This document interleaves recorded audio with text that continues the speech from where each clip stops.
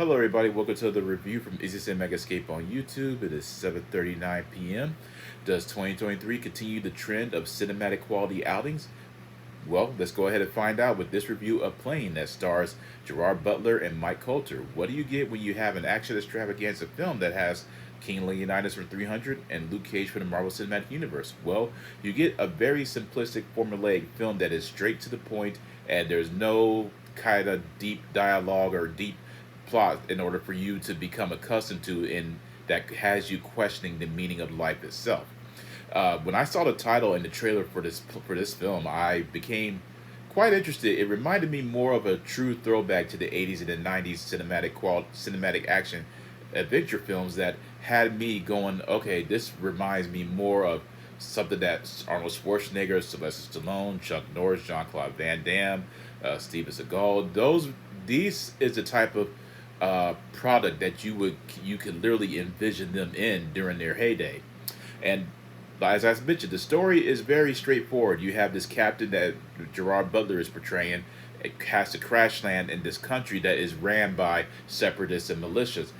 Unfortunately for them, even though there's really no deep examination of this specific character, you have Mike Coulter, who is playing this prisoner that is being extradited back to his country in order to face trials and tribulations for the crimes that he committed, and he's charged with a homicide. Needless to say, obviously the plane crash lands, and there's this dichotomy between the two characters in order for them to be able to trust one another. And there you go. That is essentially the film in and of itself. That is the story.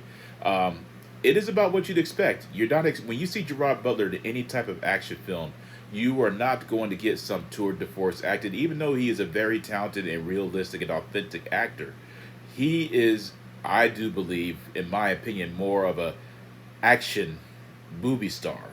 You know what you're getting with him, whether it was something like 300, Angel has fallen, Olympus has fallen, Angel has fallen, London has fallen, or Den of Thieves. You know that when it comes to a film that stars him, it's going to be pretty brutal, insane, action packed, nothing to really put deep thought into. Same with Mike Coulter. You're not going to get any type of realistic, deep philosophical thinking out of his productions either. So, going into this film, I knew that I was going to more or less be intrigued by the action and the fight sequences and the hammy one liners and the cheap dialogue and the overacting, instead of just knowing full well that this film is going to open all kinds of uh, thought process in order for you to become accustomed to finding yourself, if you will.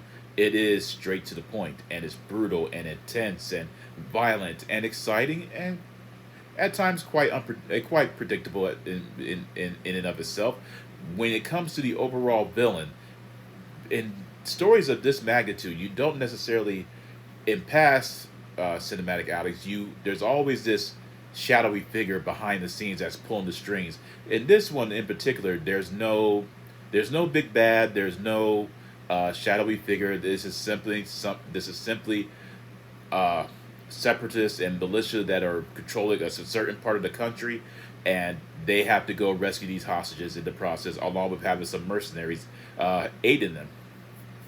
Upon watching this, I found myself thinking, man, it would be really interesting to see if this director specifically could adapt, say, Mercenaries, Playground Destruction. It just had that same tone to it, very grimy and dirty and sweaty and humid, and just overall having you on the edge of your seats. And that's what I found uniquely interesting about this film. It is truly a return to the old school traditional cinematic outings that allows you to appreciate what this genre has to offer. There's no um, gimmicky shaky cam. There's none of these quick edits. It's about, best way I could give you an example is when you watch a film like RoboCop, Terminator, Terminator 2, or Commando. When those action sequences were happening on the screen, and you have these gunfires, you have these gun battles going on, when the enemy combatant or even the hero is hit, it looks like the bullets are just decimating the its target. And that's exactly what this is all about. You're seeing the old school uh, blood squibs and just overall realistic fight sequences. I mean, that's about what you'd expect.